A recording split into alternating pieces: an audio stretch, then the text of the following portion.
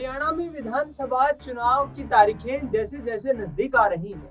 नेताओं की जुबान जहरीली होती हुई दिखाई दे रही है। एक तरफ बीजेपी हरियाणा में 10 साल के रिपोर्ट कार्ड को लेकर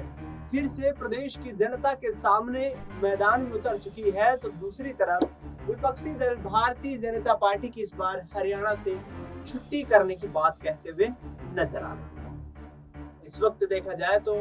चुनाव से ठीक 3 महीने पहले नायब सिंह सैनी को जिस तरीके से मुख्यमंत्री बनाया, नायब सिंह सैनी को मुख्यमंत्री बनाते ही विपक्ष ने यहाँ पर बीजेपी पर जबरदस्त पलटवार की।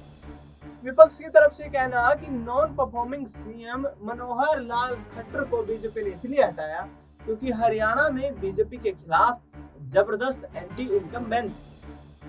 इस पूरे मुद्दे पर जब हरियाणा के पूर्व मुख्यमंत्री मनोहर लाल खट्टर से सवाल किया गया, इसके साथ साथ किसान आंदोलन, बेरोजगारी का मुद्दा और पहलवानों का आंदोलन, ये तीनों बड़े मुद्दे यहाँ पर मनोहर लाल खट्टर के सामने चुनौती बनकर खड़े हुए। लिहाजा मनोहर लाल खट्टर से जब सवाल किया गया पहलवान आंदोलन को लेकर, तो उन्होंने कहा कि विनेश फोगाट यहाँ पर पूर्णतः से कांग्रेस के द्वारा रचित आंदोलन षड्यंत्र से प्रेरित थी और कांग्रेस पार्टी के एजेंट के रूप में वो काम कर रही थी। उन्होंने जंतर मंतर पर जो धरना प्रदर्शन किया वो भी कांग्रेस पार्टी के कहने पर किया और मनोहर लाल खट्टर ये कहते हुए नजर आ रहे हैं कि अब वह हमारी आन बान शान नहीं बल्कि चुनावी प्रतिद्वंदी है और बीजेपी मुखरता के साथ उनकी मुखालफत भी करेगी, उनके खिलाफ चुनाव भी लड़ेगी और चुनाव में उनको पटखनी भी देती हुई नजर आई। यानी कि साफ तौर पर मनोहर लाल खट्टर ने कहा कि जिस वक्त पहलवानों ने जंतर मंतर पर आंदोलन की शुरुआत की थी जिसमें बजरंग पूनिया, साक्षी मलिक जैसे खिलाड़ी भी शामिल थे, उसी वक्त से वो एक राजनीतिक रास्ते पर चल पड़े। ऐसे में मनोहर लाल खट्टर का ये बयान कहीं ना कहीं आगामी वक्त में बीजेपी के लिए मुश्किलें भी खड़ी कर सकता है, क्योंकि एक तरफ मनोहर लाल खट्टर ये कहते हुए नजर आ रहे हैं कि हरियाणा में कुछ राजनीतिक दल भ्रम फैलाने की कोशिश कर रहे हैं और बीजेपी 60 से लेकर 62 सीटें इस बार हरियाणा में जीत रही है, जबकि दूसरी तरफ विपक्षी दल ये कहते हुए नजर आ रहे हैं कि हरियाणा की राजनीति से 2024 के विधानसभा चुनाव के नतीजों के बाद बीजेपी की पूर्णतः छुट्टी हो जाएगी। लेकिन दर्शकों, बड़ा सवाल ये खड़ा हुआ है कि क्या वाकई मनोहर लाल खट्टर की ये बयानबाजी उन्हें चुनावी मैदान में जीत दिला पाएगी। जिस तरीके से कांग्रेस पार्टी, भारतीय जनता पार्टी ने अपना मैनिफेस्टो जारी किया है, उसके बाद से लगातार चुनावी विश्लेषण हो रहा है। कांग्रेस पार्टी की तरफ से 7 गारंटियां देने की बात कही गई है, जिनमें प्रमुख मुद्दों में किसानों को एमएसपी, बीपीएल परिवारों को आवास देने की बात, प्लॉट देने की बात, इसके साथ साथ वृद्धावस्था पेंशन को 6,000 रुपए, हरियाणा में 2 लाख पक्की सरकारी भर्तियां और इसके साथ साथ यदि बात करें तो जिस तरीके से जो पहलवानों का आंदोलन रहा, यानी कि खिलाड़ियों के लिए नई खेल नीति फिर से बनाने की बात यहाँ पर कांग्रेस पार्टी करती हुई नजर आ रही है। ये तमाम वो मुद्दे हैं जो ग्राउंड से, धरातल से जुड़े हुए हैं। कांग्रेस पार्टी का ये कहना है और उनकी तरफ से साफ तौर पर कहा गया है कि जब 2005 में हमारी सरकार बनी थी उस वक्त भी हमने मजबूती के साथ इन वादों को पूरा किया।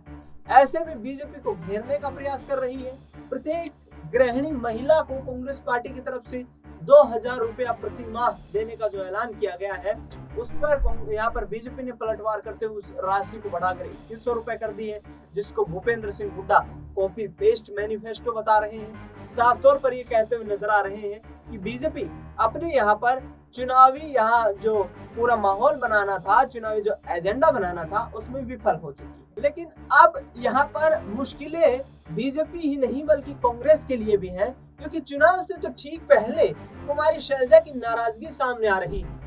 कुमारी शैलजा से जब ये सवाल पूछा गया कि क्या आप कांग्रेस पार्टी हाईकमान से नाखुश हैं, क्या आप टिकट वितरण से नाखुश हैं, क्या आपको मुख्यमंत्री चेहरा नहीं बनाया गया इस बात से नाखुश हैं, तो उन्होंने तमाम यहाँ पर इन अटकलों पर तो विराम लगाया। लेकिन पिछले कुछ दिनों से, यानी कि ये समझे कि जब से चुनावी नामांकन दाखिल किए गए हैं, कांग्रेस पार्टी की जो फाइनल मेरिट यहाँ पर जो सूची आई है उम्मीदवारों की, उसके बाद से कुमारी शैलजा ने चुनाव प्रचार से कुछ दूरियां बनाई हुई है। इसको लेकर के कुमारी शैलजा ने कहा कि वह हाईकमान के प्रत्येक आदेश का सम्मान करेंगी और पार्टी के प्रति वफादार हैं। आगामी वक्त में हरियाणा में सत्ता का तख्ता पलट होने जा रहा है। कांग्रेस पार्टी मजबूती से सरकार बना रही है और हाईकमान जो भी जिम्मेदारी देगा उसका वह सम्मान पूर्वक निर्वहन करेगी। इसके साथ साथ दर्शकों, जब ये सवाल किया गया उनकी तरफ से कि क्या वो मुख्यमंत्री का चेहरा बनना चाहती हैं, तो उन्होंने कहा कि ये पार्टी हाईकमान का फैसला है और मैं पार्टी का कोई भी यहाँ पर फैसला है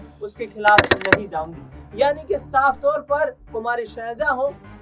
रणदीप सिंह सुरजेवाला हो या भूपेंद्र सिंह हुड्डा हो, ये तमाम दिग्गज नेता यही दावे करते हुए नजर आ रहे हैं कि हरियाणा में हमारी सबकी प्राथमिकता सरकार बनाना है, पार्टी को यहाँ पर सत्ता में वापस लेकर के आना है और हरियाणा में मजबूती के साथ कांग्रेस पार्टी सरकार बनाना चाहती।